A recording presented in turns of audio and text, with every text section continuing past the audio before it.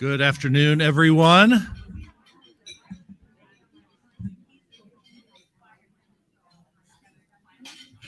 My name is David Guenthner, and I'm the Mackinac Center's Senior Strategist for State Affairs. Welcome to today's Policy Forum Luncheon, Preventing the Next Lockdown, Fixing Michigan's Emergency Powers. This is the first event of our 2022 Policy Forum series, and we're so happy to be back here in Rochester. How many of you were here when we last had the event, one of these? A few hands go up. Last time we were here, we had a pretty good crowd in the conservatory, but interest in today's topic was so strong that there were too many of us to comfortably fit in there. So we got moved over to the big room, or at least part of it, and we're so happy all of y'all are here. Michiganders were shocked to learn 2 years ago that state law appeared to grant Governor Gretchen Whitmer the power to issue unilateral and indefinite emergency orders. The scope of these powers was virtually limitless. They forced your children's schools and certain businesses to close, controlled who you could invite into your own home, and prohibited the use of your own property, among many other dictates. While Governor Whitmer's use of emergency powers was unprecedented and eventually ruled unconstitutional by the Michigan Supreme Court, Michigan law contains many other grants of emergency power to the governor and other officials in the executive branch. Today's event will focus on how Michigan lawmakers can improve the laws that create these emergency powers. These powers are a necessary feature of a government intent on protecting people from emergent threats, but safeguards are needed to prevent them from being abused and to ensure that they meet the constitutional requirements of the rule of law and separation of powers, key principles of the American system of government. We have a great panel of experts to address this topic today, starting with Michael Van Beek, the Director of Research at the Mackinac Center. He joined the Mackinac Center in June 2009 as Director of Education Policy. He's authored several studies for the center, as well as analysis and commentaries that have been published in the Wall Street Journal, National Review, The Hill, the Detroit News, the Detroit Free Press, and elsewhere. He has researched and written extensively on the issue of state emergency powers. We are also joined today by two Michigan legislators leading the effort to streamline and standardize Michigan's emergency powers laws. First, we have Representative Julie Alexander, serving her third and final term in the House from Jackson County. She serves as chair of the House Agriculture Committee and is a member of the committees on Commerce and Tourism, Health Policy, and Local Government and Municipal Finance.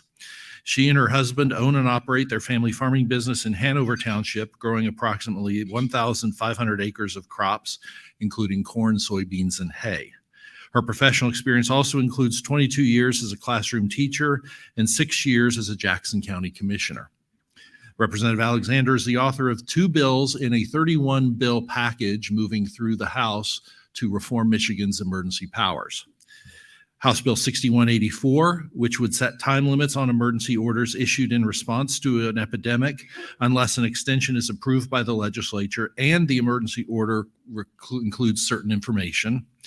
And House Bill 6199, which requires notification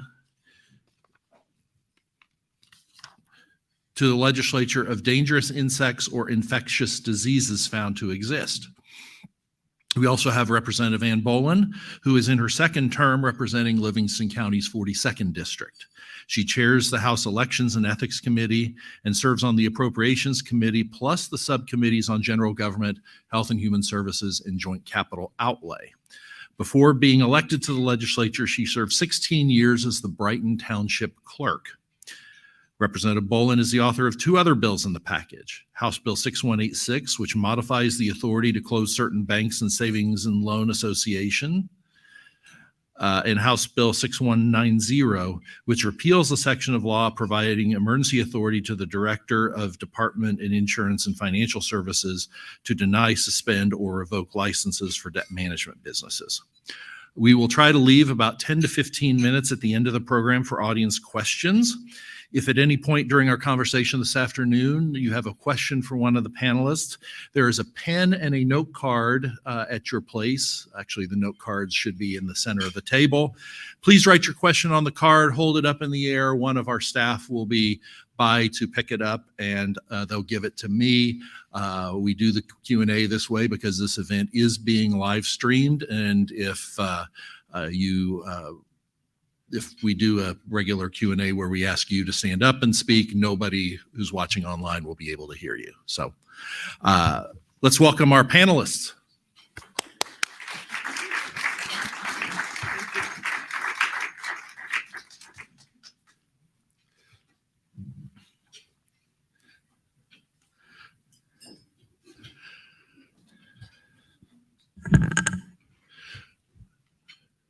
All right. The first question today I'm going to pose to Mike Van Beek, expressing the host organization's prerogative. What piqued your interest in doing this deep dive into emergency powers? Well, like you mentioned in the opening, obviously the governor's reaction to COVID-19 surprised me. I didn't know that law existed that she was using. And then I went and read the law. And actually, can we bring up that slide? I'll show you what the law said. This law has been repealed, fortunately, by the Michigan legislature. It was ruled unconstitutional by the Michigan Supreme Court in a lawsuit that the Mackinac Center filed against the governor. But the law says, and I've put in red here, terms that are unclear and are not defined in statute. So what it said is, during times of great public crisis, disaster, rioting, catastrophe, or similar public emergency within the state, or reasonable apprehension of immediate danger thereof, when public safety is imperiled. That's what triggered the governor's ability to make emergency declarations and issue unilateral orders. And then it says, the governor may promulgate such reasonable orders, rules, and regulations as he deems necessary to protect life and property, or to bring the emergency situation within the affected area under control.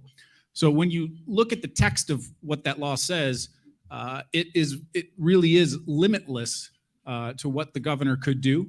There was no time constraint on how long these emergency orders could last. The statute didn't provide any limit on how long they could last.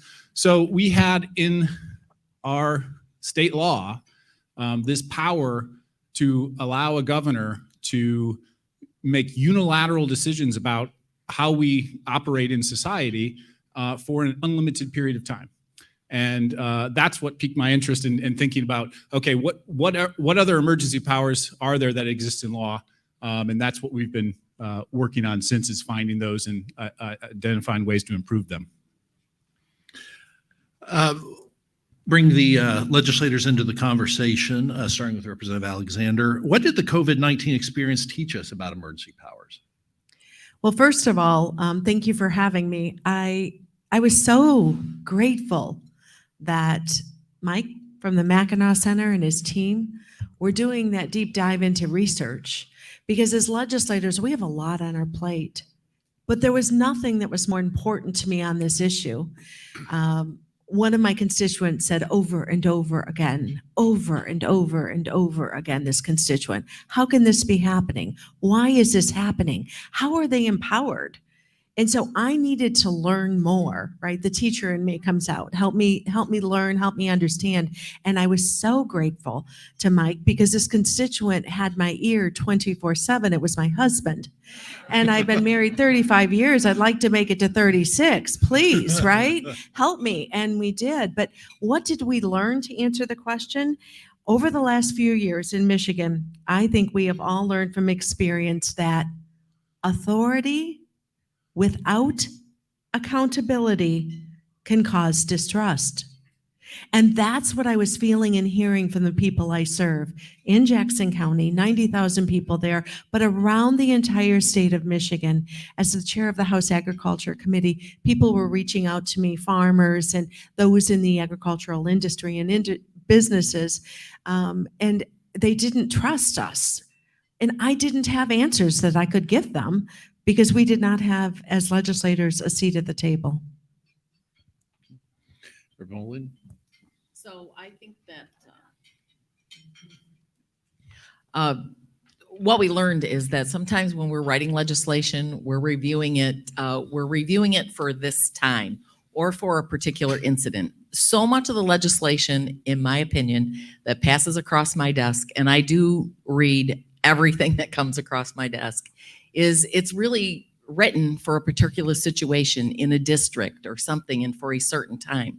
So it has taught me to make sure that I am reviewing legislation with an eye for what is the residual consequence of this. And to make sure we understand it. If there's a question, there's ambiguous language, you want to afford yourself enough flexibility, but you cannot leave enough room for such broad interpretation. And that has been a great lesson. And I think that many of us, are much more diligent, as we should be, when reviewing and actually drafting legislation. Why is reforming emergency power so important? Well, I think it's very obvious. Many are outdated. Many are duplicative. Many are simply not needed. And over the time, as we put new laws in place, some conflict each other. I mean, this is a perfect example. And I will use the governor's own words.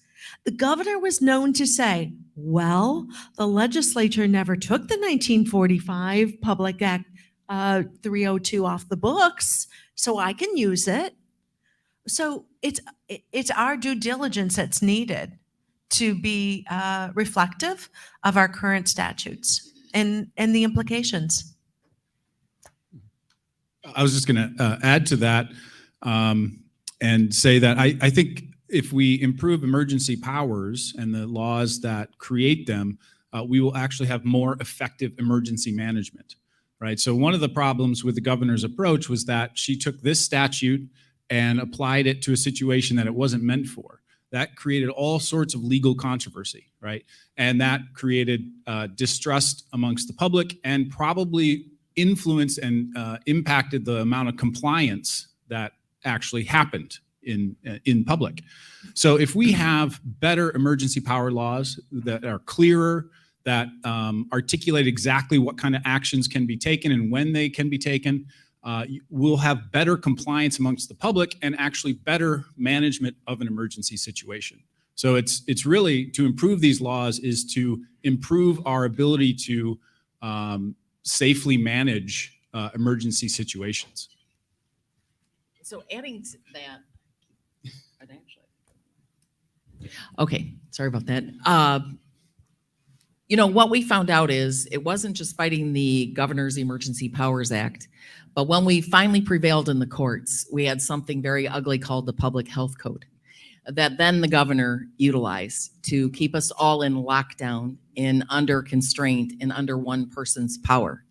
And while she was able to shift politically, and I would say this about any governor, it just happens to be that it's Gretchen Whitmer right now, all right? If anybody did this, just shifted the blame somewhere else, but was still, I'm sure, directing and sailing the ship, as we all know. And so this deep dive into other statutes and how they were probably well-intended when they were written, but we found that we just can't place ourselves in the same situation that we saw with COVID, the variant, whatever today's new virus is.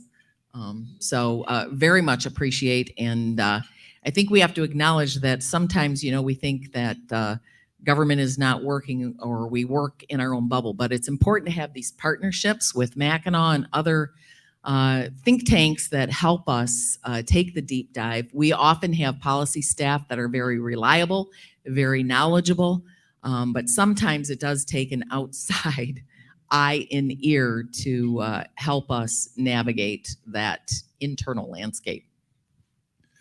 All right, Mr. Outside Eyes and Ears, how did you go about finding all of the emergency powers contained in Michigan law? Well, I'm a researcher. I'm a policy wonk. I like to read statutes, and so I just went through the law and searched for every instance where the statute granted the governor or a state director or some other state official. Oftentimes, those are unelected bureaucrats, by the way, and looked for instances where they were granted the ability to make unilateral decisions for a certain amount of time or in certain instances. And so I looked through the statutes for everything that mentioned emergency, for everything that mentioned disasters, and all these different things. And there's quite a few. I found more than 30 instances where these emergency powers exist in law. And I know we'll talk more later about the details of some of those. What would you regard as the characteristics of good emergency powers laws? Well, I think first of all, we need to know what's going to trigger that emergency event. We need to know the scope of authority. And then finally, how long can it last? And that's exactly what we did. We pulled a very strong team. It was exciting. When I started working with Mike and friends from Mackinac Center, I quickly engaged other legislators because every legislator brings a uniqueness to the table. And I've always valued the conversations, right? To me, it's the dialogue, it's the discussion that leads to the good decision making. So we brought in the chairs of oversight, both in the House and the Senate. We engaged with them because they were involved in those conversations in oversight committee early on to help us make sure we weren't missing anything. Again, what's going to cause this emergency? How long can it last? The other piece, and Mike, maybe you want to jump on this for a second. This part bothered me more than anything. And 17 bills in the 31 bill package address notification to the legislature. So as Mike was doing his research, we started asking the question, well, when was that emergency power last used? How was it used? Where was it used? To find out, we had no information. So 17 of the bills simply do this: mandate that if emergency powers are used, that the department notify the legislature. That seems like a no-brainer, right? I mean, to me, that's not overburdensome, that's not overreaching. But Mike, what kind of challenges did you find when we were researching to see when they were last used? Yeah, well, yeah, that's exactly right. We asked the state government, and these departments, when have these powers been used before? And they had no answer. They didn't know. They had no record. So what I ended up having to do is go back and look through old newspapers, and which I also love to do as a history major and a policy wonk. That's fun for me. So I went back and read all these old newspapers about looking for instances in Michigan where there might have been emergency situations and these kinds of powers may have been used. There's none. There's no record of these things. So a lot of the emergency powers that we have in statute likely have never been used before, and are, in a way, sitting there just waiting for someone to take advantage of or abuse. And so what we want to do with this package of bills is to reform these laws so that the next time there's an emergency situation, we'll have a much better response and consistent response from a governor or from a state director of a department. In finding these, we find areas that we never would have thought that emergency powers would lie. I mean, I'm the sponsor on some that are related to financial institutions, and to give one person in one department the ability to close down banking institutions and revoke licenses is completely overboard. Why would you ever want to be the bureaucrat that had that power and responsibility? And so there has to be a path for good, solid discussion. As a legislator throughout COVID, people honestly don't come to their government unless they need help. And we have never had so many people come forward to their legislators asking for help. Just, how can you not help me, And it was frustrating. It was disappointing. It was disenfranchising. I mean, that's not why I ran for office. I ran for office to try to help people and make life better for everybody. And it was very difficult and constraining. And understanding in times of great difficulty and emergency, I do understand and respect that one person does have to be in charge for a very limited time. And then you have to gauge in the other people that are also responsible and part of any sort of a solution. And as Rep. Boland just offered, not only did we not have could not give them answers. We didn't have answers ourselves. We didn't know, right? And at least when we can call a constituent back and give them an answer, they may not like the answer, but we could give them information. We didn't have information. If you think back to those Thursdays at, I think it was 1:00 when the press releases came out with a new emergency order, that was just half the story. The remaining part of the story was Friday at about 3:30, 3:45, where the frequently asked questions comes in, the clarification. And the devil was in the details, right? That's what we discovered. But how frustrating for us as legislators to not be able to give the people we serve, closest to we the people, not be able to give them answers. That to me was one of the most frustrating pieces. Yeah, since you just offhand comment, since you mentioned the Friday FAQs about the 170 emergency orders, I think we were tracking them at one point, and it went well over 1,000 questions that the state government was putting on a website, and some of them were simply, we don't know. Yeah, and I mean, it's also a really interesting and probably illegal way of trying to set policy, right? Because the governor would issue an emergency or an executive order that said, X, Y, and Z, you have to do all of these things. And then the next day would post on a website the details of how that was all supposed to work. So it was really just, I mean, it wasn't an official government document or anything like that. It was literally just posting something to a website, new rules that you had to follow. And by the way, if you violate those executive orders, that's a criminal act, and it's a misdemeanor, and you can go to jail for it. Now, fortunately, the actual enforcement of those executive orders was impossible, and so not many people got caught up in those. But there were several businesses who, of course, got fined from state departments for violating some sort of COVID-related rule. What was, in your research about the Michigan emergency powers, the most obscure example that you dug up? That's a good question. It might be Rep. Boland's bill on the insurance and banking emergency power. It was very clear that was the bill was from the Great Depression era. So if you think back to that history and that era, it might have made some sense at some point for a state to be able to have that kind of control over a bank. Actually, and what's sort of interesting about it now today is that the statute says that the department can close a bank location. So I don't even know if that would have an impact today with online banking and all these sorts of things. I mean, it wouldn't mean anything. But there were several others as well that were clearly from Great Depression era and even earlier that had likely never been used before. Can you show some examples of bad emergency powers laws? We talked about the good a few minutes ago. Yeah. So if we go to the next slide, this is the one that Rep. Alexander's bill would modify. This is from the Public Health Code. This was passed in 1978.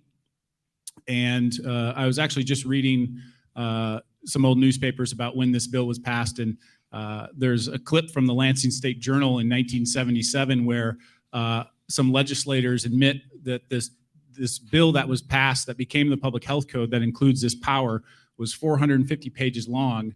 And most of them admitted that they never read it. But they passed it without much debate, they said in the Lansing State Journal. So but I don't think that they would have any idea that this language would be used in the way that it was. So what this statute says is that the director of the State Department, Health Department, can prohibit the gathering of people for any purpose. What our state did, what our state health director did, and really it's Governor Whitmer because the person who is the state health director, the governor is their boss. They defined a gathering as any time two people not from the same household share space. So that is virtually any interaction that you have in public with someone outside of your own home. So when you're walking down the sidewalk and you go by someone, you momentarily share space with them, right? That's a gathering, according to those state orders. So this was interpreted in the most broadly possible way that it could be. And of course, this is the statute, it allows them to prohibit gatherings. This is the statute that they use to require people to wear masks, require toddlers to wear masks, require teenagers to get weekly testing for a disease that posed virtually no threat to them. And so these were just taken as far as they could go. And this is an important statute that needs to be reformed. So I'm very glad that Rep. Alexander has that bill that would put a time limit on how long this particular power can last. Is it ever appropriate for a state agency to have emergency powers that it can exercise on its own? And if so, what would be the criteria for determining which entities should have them and the scope of those powers? I'll take this one unless you want to, but I would say yes, there are instances where state departments should be able to have this power, but it needs to be tightly controlled. And the reason it needs to be controlled so tightly is that we have to remember granting a state department the ability to make unilateral decisions is not constitutional. It's illegal, right? So in order for them to behave in that way, to take this unconstitutional action, they need strict guidelines and strict controls over how they can behave in that way. So that's what a lot of these bills in this package do. They add things like a trigger, so it's very clear when the power may be used. They add limits to how long they may last, and they add other procedural requirements. So they should have to notify the legislature. They should some of the emergency powers should get the courts involved and have a judge. They should be able to be forced to go in front of a judge and get a judge to agree to these kinds of orders. Those sorts of processes need to be in place to protect the rule of law and our constitutional requirement for a separation of powers. I see a few people scribbling notes on the table. Just as a reminder, if you have a question card for one of these panelists, please put it in on the card, and we have a couple of staff on different sides of the room who'll be able to pick them up, and I will moderate them during the question and answer period. Both the state representatives have mentioned that they got lots of calls during the last 2 years about state emergency orders. Can you describe some of the stories you've heard from your constituents about how their lives and livelihoods were affected by them? Sure. Rep. Boland and I were speaking shortly before we came up here, and I quickly came up with 3. She was coming up with several that were even different. So first of all, thank you. Thank you for giving us the opportunity to let our people, our constituents' voices be heard, because that's what people want and need. They want their voices heard. The first incident I can think of, a mom, her name was Julie. She has an adult special needs daughter. And the only way they can function is through stability and structure, and they go for a daily walk outside. And during this time, they were prohibited from going on the park trail that they always walked. The entity that owned that trail put a blockade in the parking lot. And we have a mom just pleading for the availability for her to take her daughter outside for a walk. The second incident I can think of is it was a Friday. It was 4:45, and I get a phone call. Now remember, each representative serves 90,000 people, and all of those people have my cell phone. When I campaigned, I put my cell phone on my literature, so I'm very accessible. And my phone rings, and it was Jamie and Tom. They were avid outdoorsmen. And they called and said, "Julie, what's up? You've got to be serious. We can't go in our boat this weekend to go fishing?" And I said, well, yeah, I listened to the executive order. I listened to the press conference Thursday. She said, you can go outdoors and you can go fishing. They said, no, they just her department released additional information, but you couldn't go on that boat if it had a motor. And I had to explain or justify. I couldn't, right? And thirdly, as the chair of the House Agriculture Committee, we have the second most diverse state in the nation for the commodities we raise and grow. I bet you didn't realize that Easter lilies is among one of those products. We are a top producer of Easter lilies in the state. We ship all over the country and even internationally. It broke my heart when I got phone calls from the greenhouses saying we have hundreds of thousands of Easter lilies loaded up in the truck. The trucks are on the road, and I just had to call them back. Because while we are allowed to grow plants, we can't sell plants. So that was a Easter with no lilies.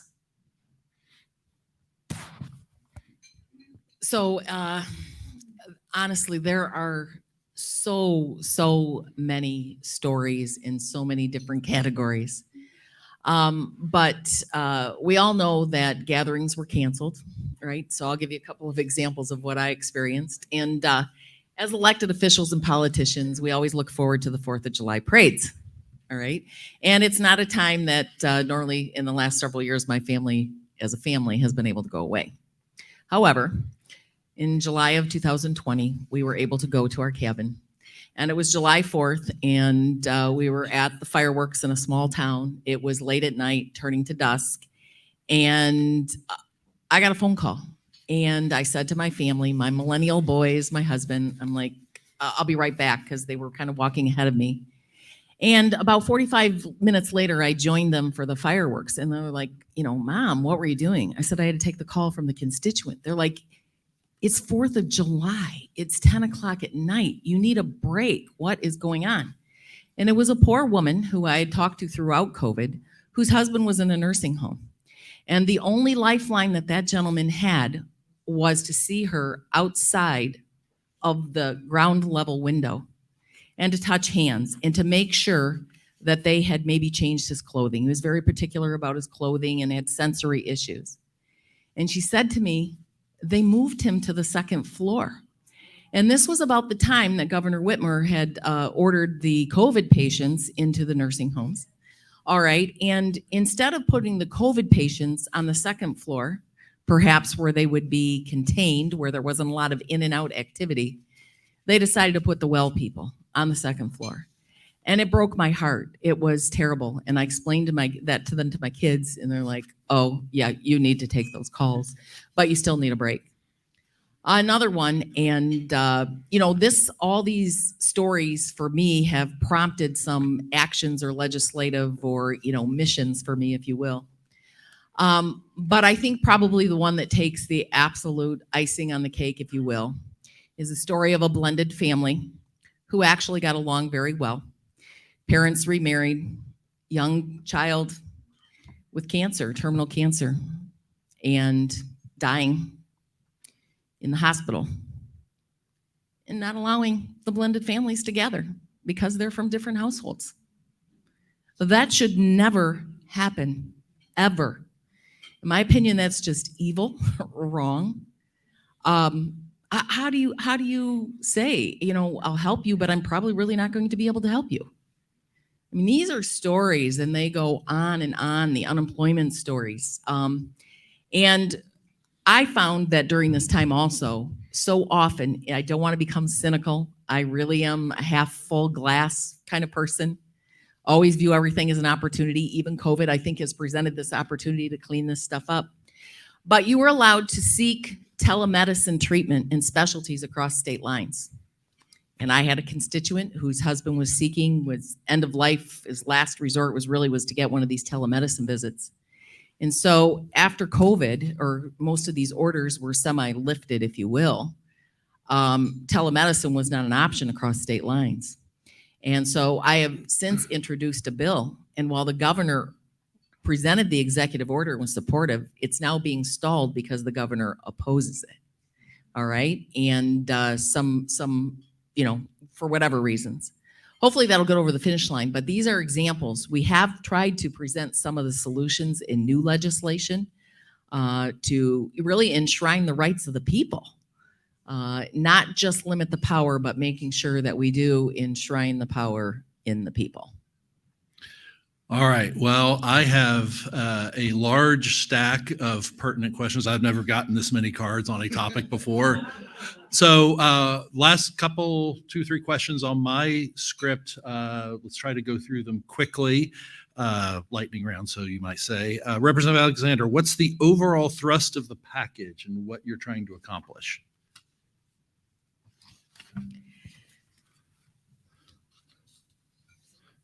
In the package, I think it's as simple as the buzzwords anymore are accountability and transparency. But that's really what it's about, right? In one of my bills, my first one, it simply is about a rationale, the justification. I think that adds to the accountability. But revisiting them, whether any of them get across the line this term in the 101st legislative term or not, we've elevated the question, the conversation, and I think that's important that we go back and revisit it. To both of the legislators, I briefly described the bills that each of you are authoring during the introduction. Is there anything pertinent that you'd like to add? No, I think Michael did a very good job explaining, kind of what the origin of my bill was in somewhat the history. But I think it is, I do mean this when I say this, we have to look at this, we view this as an opportunity as a legislator, and we should not let it drop. I'm hopeful that we are going to have some sensible conversations and get these over the finish line. I don't think anybody should be opposed to these. Whoever it is, it doesn't matter who is in power. No one person in this great country of ours should have unfettered authority over any length of time. All right, and lastly, before we get to the Q&A, what is the current status of the package and what comes next? Well, the 31 bill package, 30 of the bills passed the House Oversight Committee. We did have a Democrat who was willing to vote for them in committee, but then on the House floor didn't. Okay. We did have several in committee also pass. So we did not have any Democratic support on the House floor.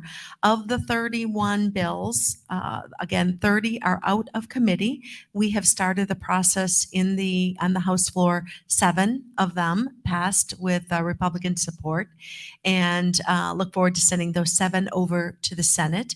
And when we return this fall, we'll continue to pick up the balance of the bills. Okay.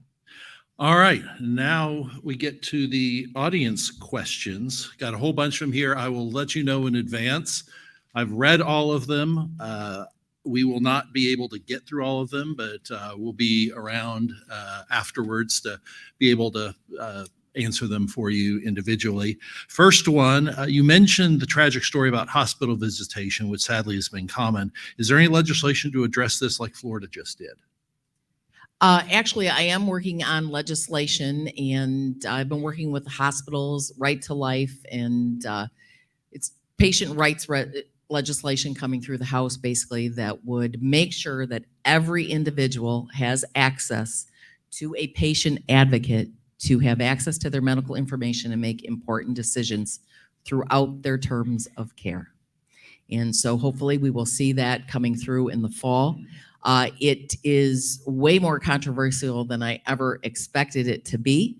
And I think we're going to be able to get something that is agreeable for everybody. Again, the focus is on the individual and making sure they have access, and no medical professional is making the decisions for your loved one when a plug should be pulled or not, or treatment should be allowed or not.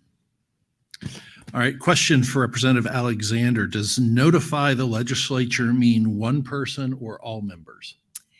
Through our leadership, Senate Majority Leader for the Senate side, Speaker for the Representative side, the House side.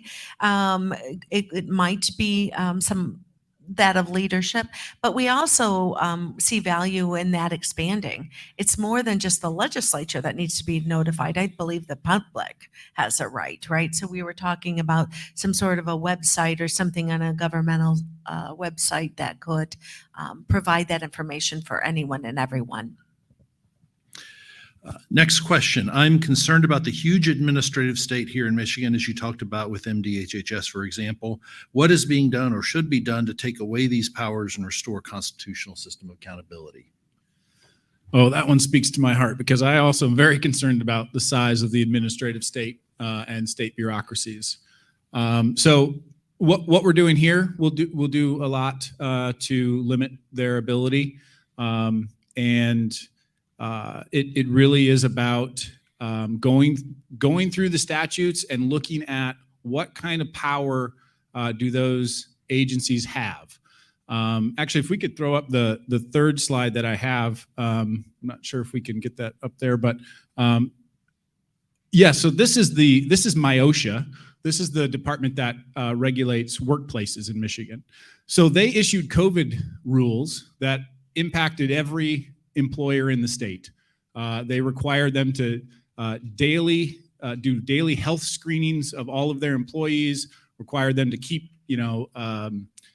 certain cleaning supplies on hand and do a variety of other things, masking and all that sort of thing.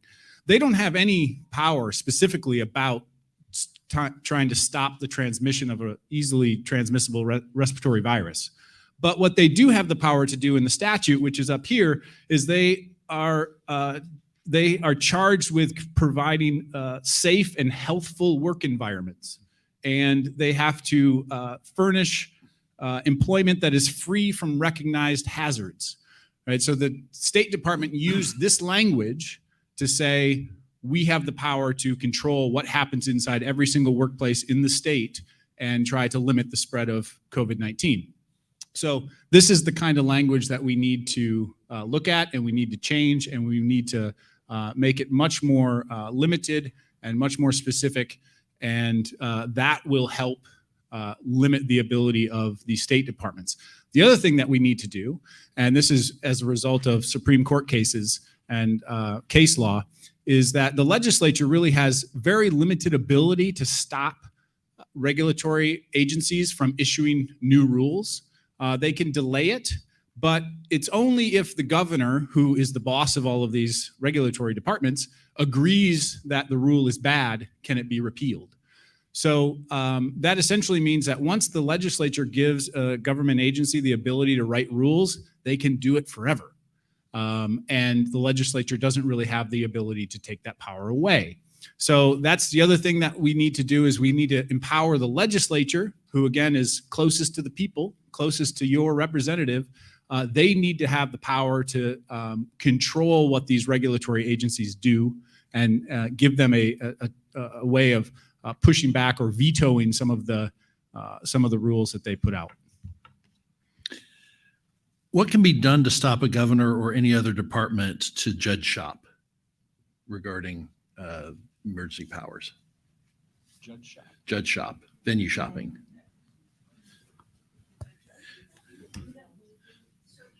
Well, first of all, you have to have an attorney general that's willing to file a lawsuit and defend the law.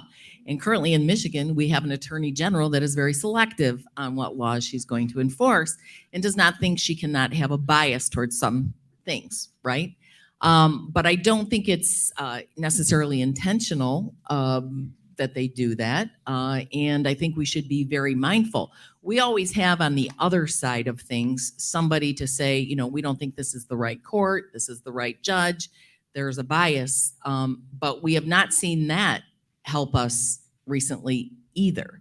And so I think that the only solution is to elect sound people in all of these positions. Know who we're putting up and make sure we're vetting them. It can't be the most, politically appealing person necessarily. I mean, you need to have good, sound, ethical people in these positions. And to summarize, elections have consequences. Is there a difference between an emergency order and an emergency directive? And there was a directive during the pandemic about buying seed. Well, the emergency, there is some technical differences between these official government orders. So there's an emergency declaration, there are executive orders, and there are directives. I believe the seed buying thing was actually in an executive order. But as I mentioned, some of these decisions were made with FAQs on a website, just posted to a website. So that doesn't even have a name for what that might be in a government a document, because it's not anything official. It's really just making it up as you go, posting something to a website and pretending like that has the force of law. So there are differences. Governors can issue executive orders. State health or department directors, they typically can issue what are called emergency rules. And there's slight variations and differences between them. But the important thing, the thing that we're really focused on is any instance where the governor or a bureaucrat has the ability to make unilateral decisions without having checks and balances or accountability. In case those of you who may be new to the Mackinac over the last 2 years, during the spring and summer of 2020, we actually commissioned a series of cartoons that sought to illustrate the absurdity of the executive orders that were being released on a daily basis. And the one dealing with garden centers and purchase of seed and plants was arguably the most ridiculous of the bunch. And I'll get my glasses to read this one. Isn't there a second law that limited the power to 28 days, but Governor Whitmer claimed it did not apply? This was why she passed the responsibility to the health official. Yeah, so there is, before COVID, before 2020, there were 2 emergency laws in the state that were very broad, that gave the governor very broad power. One was the first one that we looked at from 1945. The other was from 1976, and that's called the Emergency Management Act. And that does have a limit on how long the emergency orders can last, and that's 28 days. Interestingly, when that law was passed in 1976, it was actually 14 days. So it was half the time originally. But the governor, what she did is that law requires after 28 days that for the emergency to continue, the governor has to get the approval of the legislature. And she did that for one short period. The legislature approved extending the emergency to the end of May, I believe, it was the end of April. And that law is still on the books. The governor used both of them at the same time. And the Supreme Court ruled that the 1945 law was unconstitutional.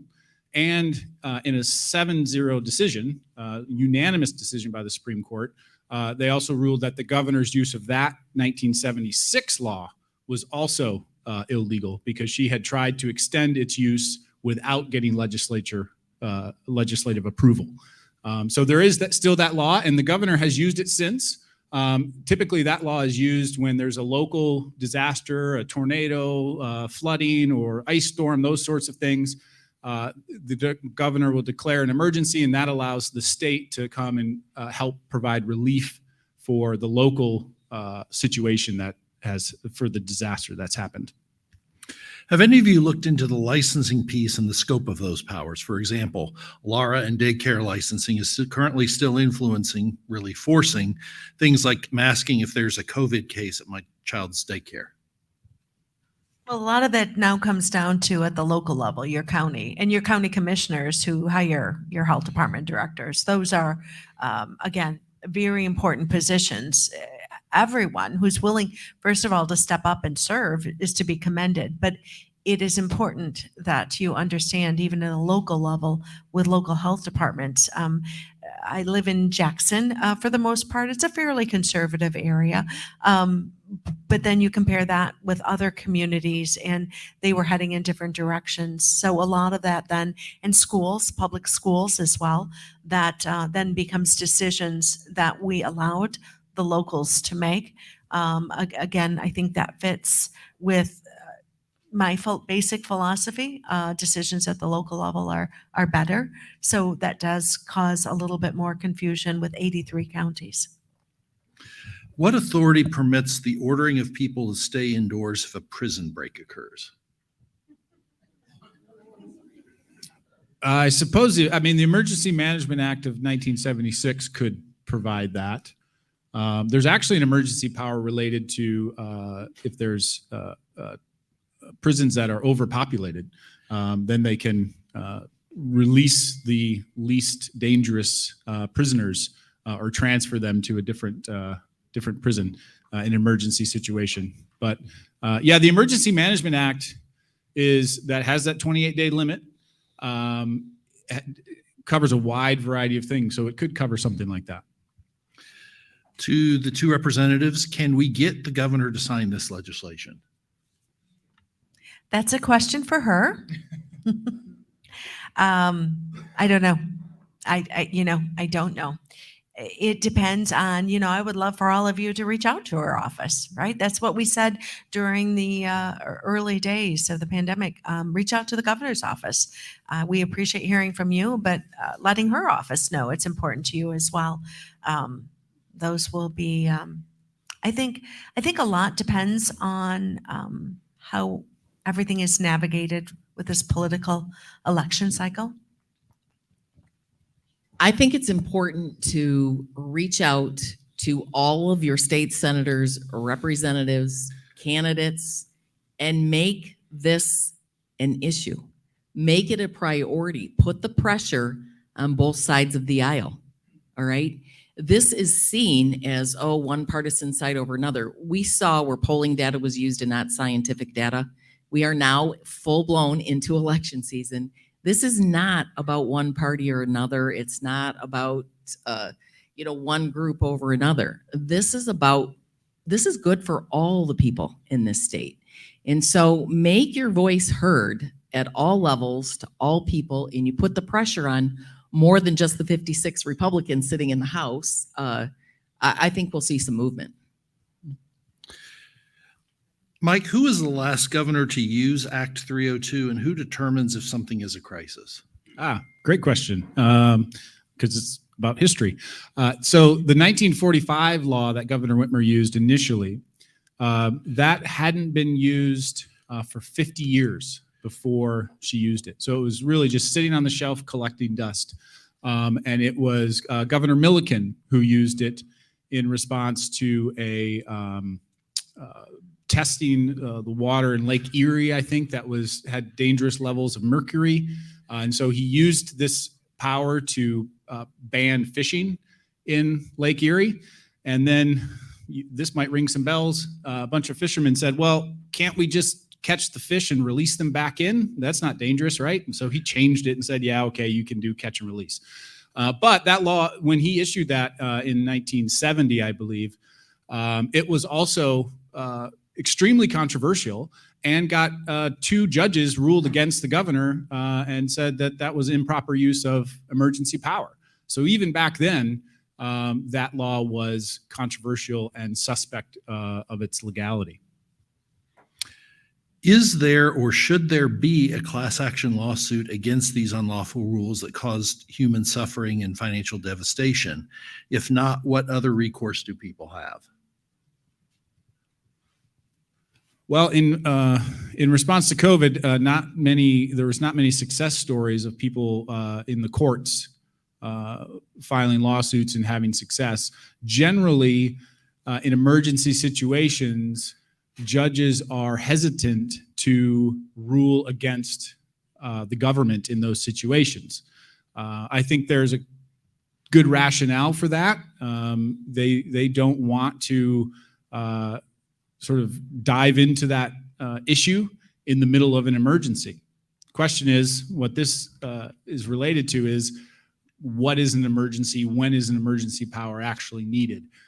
So I think the kinds of changes that we're looking at making in these statutes will make it easier for people to have success in the courts if they challenge these kinds of the use of these emergency powers, because the statutes will be clearer about what is legal and what is not. Right now, the statutes that we have, too many of them are not specific enough, and that means judges are generally going to side with the government. I would point out that of all the cases that were filed against the governor's use of emergency powers on behalf of various plaintiffs and various industries, that the Mackinac Center Legal Foundation case representing the medical providers challenging the 1945 Act was the primary, if not only, successful case from the courts. We have time for one more question, and I will pose this to the two legislators. With 3,600 bill requests turned into LSB each term, how important is the Mackinac Center to your work? Did you write that one, Dave? No, one of our supporters in the room, I guess they may be considering their latest email or appeal from advancement. So I think I mentioned early on, right? I mentioned my husband. I mentioned the challenges I was having as a legislator. And we've got a legal team, we've got policy team, I've got great staff. But it's just not enough, right? I mean, the hours that Mackinac Center put into helping me understand, doing the homework, and helping us navigate with this bill package.